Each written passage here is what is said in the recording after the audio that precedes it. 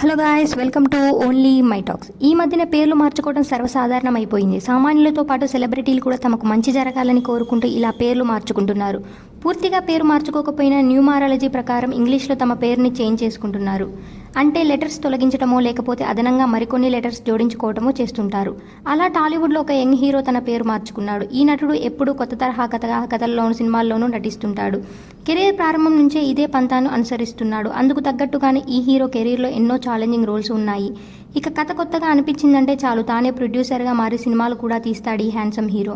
అయితే ఈ మధ్యన ఈ హీరోలు పెద్దగా క్లిక్ అవ్వట్లేదు. అదే సమయంలో తోటి హీరోలతో కలిసి అతను చేస్తున్న సినిమాలు ఓమేరా సక్సెస్ అవుతున్నాయి. ఈ నేపథ్యంలో తన పేరును మార్చుకోవడం ఆసక్తి రేపుతుంది. ఇంతకీ ఆ ప్రామిసింగ్ హీరో మరెవరో కాదు, సందీప్ కిషన్.